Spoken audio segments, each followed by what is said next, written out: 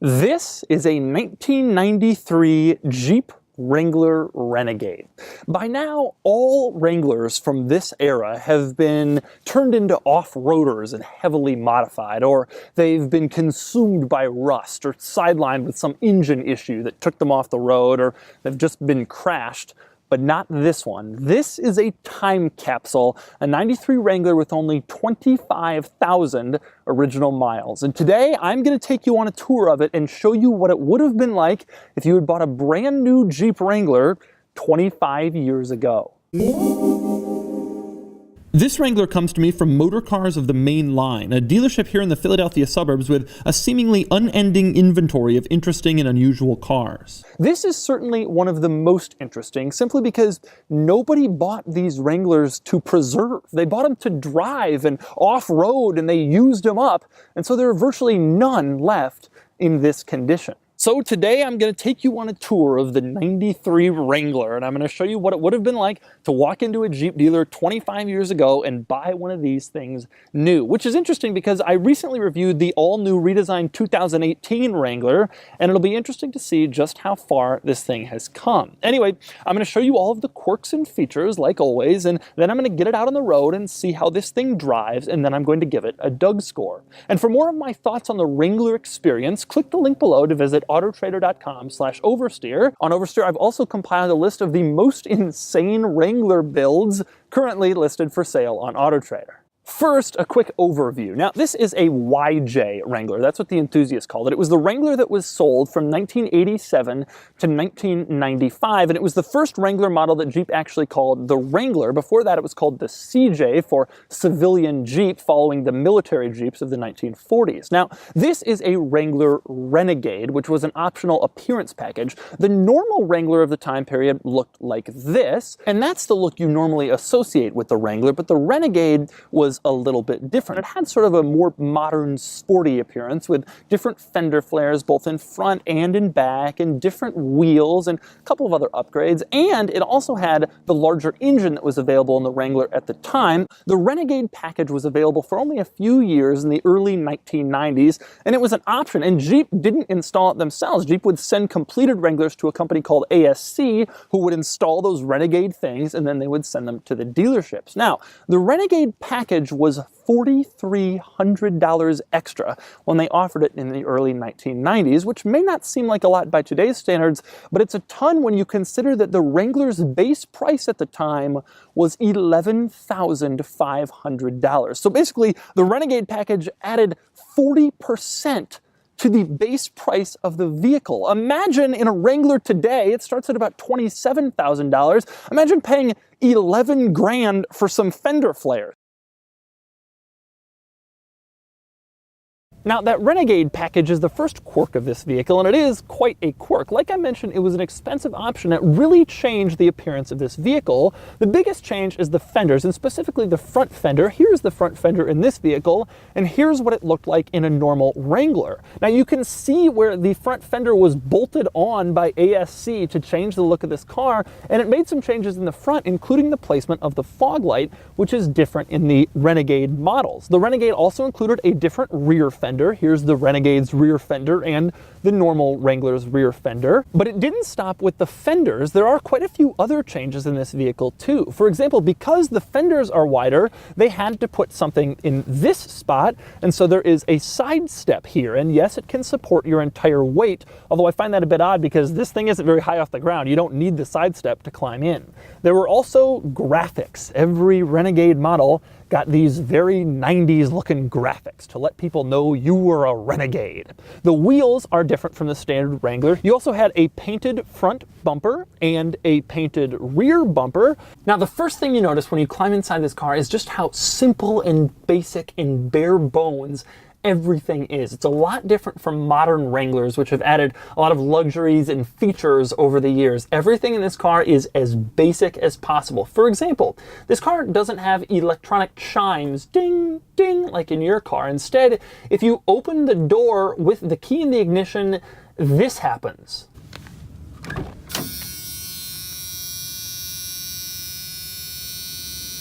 And that annoying sound just keeps sounding and sounding and sounding until you close the door. But there is one benefit to this simplicity. If you want to turn that sound off, it's actually pretty easy. Just put your finger here and it's off. Take a listen.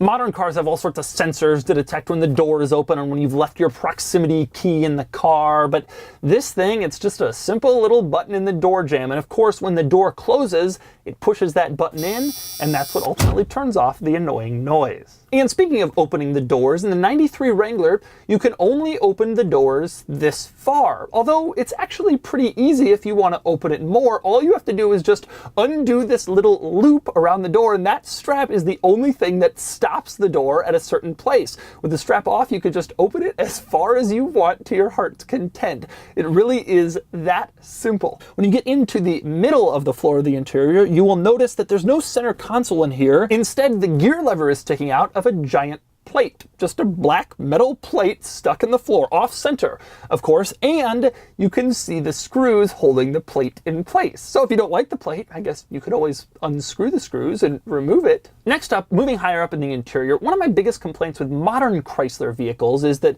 the cheap switchgear, there's always a blank switch. Well, this old Wrangler, it doesn't have any switches because it doesn't have any features, but Chrysler has still managed to stick something blank in here. There are 5 gauges across the center, the oil temperature, the engine temperature, the fuel. One of them is blank. So this car doesn't have any blank switches, but Chrysler being Chrysler, well, there's a blank gauge. Another way you can tell this car is unbelievably Spartan.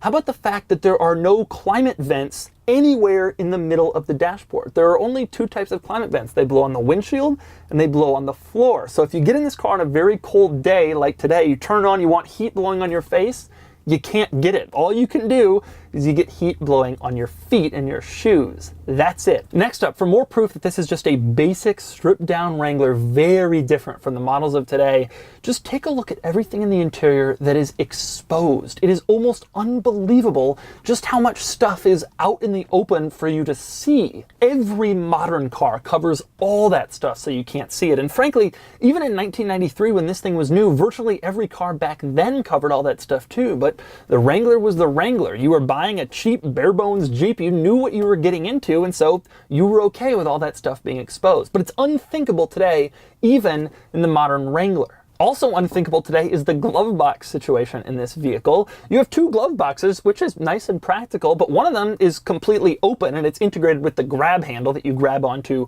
when you're scared for your life in one of these. The lower glove box is closed. It has a little latch, but it is only large enough for the owner's manual and nothing else. You can't put anything else in there if you want to keep your owner's manual in your Wrangler. Now, of course, this one being a pristine 25,000 mile Wrangler, it does have the owner's manual in there, and it isn't actually all that interesting. There's not anything particularly exciting in this owner's manual, but if you ever wanted to see the owner's manual for a 93 Wrangler, here it is. Maybe the most interesting part is just how much smaller it is than a modern owner's manual, which has to explain how to work an enormous amount of electronics that this car simply doesn't have. Now, amazingly, despite how basic it is in here, there is a rear dome light. That when you open the doors, the dome light comes on, lights up the interior to let you know that the doors are open. I'm shocked at that, but then I realized as I was looking at the rear dome light, there's a rear dome light only because there isn't a front dome light. That's the only dome light you get. You don't have one in front that you can control and turn on and off at your leisure. So there's no map lights or dome lights in this vehicle. If you're driving down the road, you want to read the map, well, that's just too bad. And speaking of things up here at the top of the windshield, no dome light, but we do have sun visors. Now, these sun visors shield you from the sun like in every other car. They do not have mirrors in them. That was simply too advanced for Jeep in 1993, but they do have a warning label on them, and the warning label lets you know how to drive a sport utility vehicle. It says this is an open body utility vehicle. It handles and maneuvers differently from many passenger cars, blah, blah, blah. My favorite sentence is the next one. It says, you must drive it safely. Oh, I must. I must drive it safely. Oh, not I should. I must. Thank you, Jeep, for that wonderful piece of information. Also, isn't that sort of an implication that because this is a utility vehicle, you must drive it safely? But if it were a car, it'd be like, you should. You could drive it safely. Yeah, maybe you drive it safely. But because it's a Jeep, you must. Next up in that same area, moving on to the steering wheel, you will notice there's no airbag in this steering wheel. That's because Jeep didn't put airbags in the Wrangler until they were mandated to by the government. They went kicking and screaming into that mandate. Now, the steering wheel does contain the horn, and when you push the horn, you will discover that it is, well, rather pathetic. Take a listen.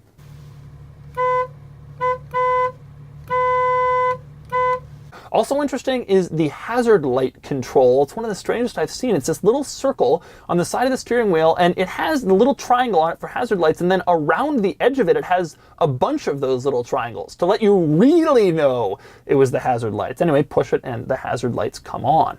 Now in the middle, Jeep has stuck a center console in here. They were thinking about creature comforts, don't you worry. The front part of the center console has two cup holders, very small. They can only fit 1990s cups. The center console part with the lid is pretty normal. It's just a standard center console, although when you open it, you will discover, well, even more exposed screws. Presumably those are the only screws holding the center console in place. Now, every other automaker would have just put a little piece of felt over that to cover them up, but this was Jeep, this was the Wrangler, and you just got exposed screws. Deal with it. And people who bought this car did. They didn't care. A couple of other interesting interior details beyond how stripped down it all is. I really like these quarter windows on the front window on the driver and passenger side. You flip this little handle forward and then you push the window open, and then you can get extra airflow, which would have been nice with no central vents in the middle of the dashboard for climate control. If you wanted extra air on a cool day, that was an easy way to cool down. It's a great idea, and I wish more modern cars had those things. Something I'm glad modern cars don't have: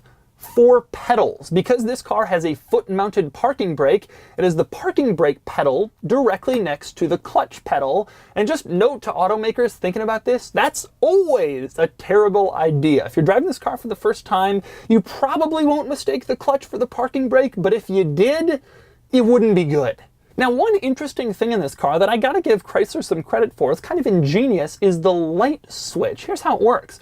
You press the upper left of the light switch and both the headlights and the parking lights come on. When you want to turn them off, press the part that says lights off and they go off. But say you only want the parking lights on, press the upper right of the switch and only the parking lights come on, leaving the regular headlight part of the switch still up because you haven't pushed it in yet since you didn't want to turn them on. Of course, if you do want to turn the headlights on after turning the parking lights on, you can still do that. It is a pretty smart headlight switch design, although I have to admit the later rotary dials in most cars are probably an easier way to accomplish the same task. The final interesting quirk in the interior, that would be simply getting the key out of the ignition. This is unusual today, but it was pretty common in the 90s. You couldn't just turn off the car and pull the key out. Instead, you had to turn off the car and then push down on this little lever to unlock the key, and only then could you remove it from the ignition. I'm not exactly sure why they did that. I think it was so you didn't accidentally remove the ignition key while you were driving, but that apparently wasn't a fear that lasted beyond the 90s, because modern cars, you can pull the key out without any sort of lock. Nonetheless, that's what you had to do to get the key out of the ignition. Actually, there is one more interior quirk, and that would be climbing into the rear seats. Yes, this vehicle has rear seats. No, I do not want to climb into them, but I will for you. Now, because this car was so simple and basic, it didn't actually have a latch for you to release the front seat back. Instead, you have to sit here and twist and twist and twist and twist and twist. Then once it was relatively far up, you could come around and move it like this. And then, well, oh, I can't believe it's 28 degrees. I'm climbing into the back of a Wrangler. Oh. Yeah, it's not really easy to get back here. Although because the rear seat is basically all the way against the rear of the car, once you're back here, there's a reasonably decent amount of room. The problem is really just getting in and out. If only there was a 4-door Wrangler. Anyway, to the rest of the outside, one of the interesting things you got when you got the Renegade model was instead of the base 4-cylinder, you were upgraded to the 4-liter 6-cylinder, or the 4-liter high output 6-cylinder, as it says here on this badge. What was high output? That was all of 180 horsepower from a 4-liter engine. Yeah, things were different back in the 90s. Now up front, like I mentioned, the Renegade models included this painted bumper to match the color of the rest of the Wrangler. Now, interestingly, Wranglers in this era, they didn't say Jeep on the hood. You were just supposed to know it was a Jeep from the grille design, then it was obvious to everybody. But the Renegade added Jeep in raised painted lettering right below the grille to add to the whole Jeep effect, apparently. Now, also interesting up front, you have the headlights up here. Those are pretty obvious. You also have over here the fog lights, and when you turn them on, it's almost humorous. By today's standards, these are the most pathetic lights in the world. They weren't going to help you see in any fog. Now, speaking of the lights, one of the other easy ways you could tell this car is just ultra simple is back here with the brake lights. You can see if you look closely at the brake lights that the word top is mounted on the top of them. So when you're installing them, you know which side goes up. That is not a mistake you will make with any other car's brake lights, but it's a mistake you might make with the Wranglers. Also interesting back here, this is where you mount the license plate, and in order to access the fuel cap, you tilt it down. Now this was common in the 1960s and 1970s with big old American cars, but by the 90s, no one was still doing this. But Jeep was still doing it. Now something else that only Jeep was doing is back here, the tailgate. Now in order to open the tailgate, you first had to swing the door out with the tire. That's not that weird. That's how Jeeps still are today. Then you could open this, except when you're trying to open it, it hit the rear tire. Now in the days of JD Power and everything having to be seamless for the customer, no one could ever get away with that, but that was just something you put up with if you got a Wrangler, and people who bought these things knew it. In order to actually open the rear glass, you had to swing it all the way out, meaning that there couldn't be anything directly behind you or even sort of next to you, and that was the only way you could open up the rear glass to get back into the cargo area. And by the way, another interesting thing about the tailgate opening, when you did finally swing the tailgate with the tire all the way open so that you could open the glass, there was no stop in here integrated into the handle so it wouldn't just keep swinging. Instead, the only thing that kept the tailgate from going all the way around and hitting the fender was the brake light. The tire would hit against the brake light and that stopped it. That was just simple engineering, and it was the kind of thing that only the Wrangler carried into the 90s. And another thing only Jeep could get away with, how about the windshield wiper placement? In every modern car, in fact, in every car of the Wrangler's time period, and even in modern Wranglers, when the wipers aren't in use, they just sit down here below the windshield. But in this body style Wrangler, they just left them on the windshield when they weren't in use. This is their normal resting position. It was cheaper, it was easier, and Jeep just figured, Wrangler people can handle it, and they could. And so now you've seen all the ins and outs of a pristine Jeep Wrangler from back in 1993. Just imagine driving to the dealer in your Buick Skylark and blasting Achy Breaky Heart on a cassette tape, picking up your new Wrangler. I'm so glad things have changed. Anyway, now it's time to drive it. All right, driving the old school Wrangler. Now I gotta be honest, I've never driven one of these. The oldest Wrangler I've driven was the body style right after this. The first thing I can tell you when I get in here is it feels like peppy. It isn't fast, but you just kind of feel like you can kind of zip around. It's little and it's light. It almost feels tossable, but it doesn't feel tossable in the way that the Miata feels tossable. It doesn't feel like it's going to handle well or grip the road, but it just feels like I can kind of bound over stuff and leap, and it's just like excited and happy to do what it does. It's actually funny, I just drove just a couple of weeks ago the brand new 2018 Wrangler, even though that video went up months ago. So this is kind of an interesting comparison. And the thing that I'm realizing is I start to understand why hardcore Jeep people sort of decry the newest models. If this is what it was, it has evolved actually pretty rapidly. It's funny because everybody says, oh, the Wrangler always looks the same with every passing model. Well, it might look the same, but this is night and day difference. 25 years, a lot has changed, even though it may look similar. There's just not that much weight to move around. So it just doesn't really require that much power. It just kind of feels like I can just happily leap over everything. I've actually I think it's kind of cool. It really feels like, you know, that scene in Jurassic Park where Newman was driving the thing and bounding over the road and whatever, and I can understand that now. With that said, the ride is incredibly crashy. The bumps, you feel every single bump about as much as you possibly can. Even little bumps, I mean, are just like transmitted directly into the cabin. It's just a nightmare. This is not a vehicle designed for comfort. Oh man, that ride is rough. Just feel every little bit of the road. But I am surprised. I just tap the throttle a little bit. It zips up, and it isn't fast, but you don't feel like you're wanting for power, which is interesting to me. I do kind of like it. It has kind of a cool feel to it. It feels like, I don't know, it feels like a little beach fun, happy little car that I can just kind of play around with and have fun. It really has that, gives me that feeling like, oh yeah, like let's go have fun. Let's go out there. It feels like, you know what it feels like? It feels like one of those, like a dog that's just really happy to go for a walk or go play in the snow or whatever. This is a vehicle for the beach. It's a vehicle for obviously off-roading, rock crawling, low speeds, because it has great off-roading capabilities, approach angle, departure angle. It is not a vehicle for repeated highway use. It's funny because the Wrangler has now evolved to the point where you can do that as sort of consumer demands wanted it more and more. In years past, people were just like, you know, oh, I'll use this thing at low speeds, oh, it's a third car, we'll have fun with it, but more and more people are, oh, that's cool, I want to have that, I want to use that a lot. And as more people did that, Jeep sort of rose to the occasion and made the car more usable. And this is before all that. This is back when it was still just an off-roader car, a beach car, a weekend car for sunny days, and you could tell. I will say, driving around now, I'm going 50. It feels more comfortable than I thought, more stable than I expected. It doesn't feel like I'm bumping around or wind's rushing in. The hardtop is part of the reason for that. Obviously, another reason for that, this car, I've been 25,000 miles. This thing, the suspension and all these components just haven't had that much time to wear out. If I were to sum this car up right now, I would say it's just sort of a happy-go-lucky vehicle that wants to go on-road or off-road or whatever you want to do, it's ready to follow. And it's not fast, and it's not comfortable, and it doesn't have a lot of tech and creature comforts, but it's just it's a nice little companion. And so that's a tour of a pristine 1993 Jeep Wrangler Renegade.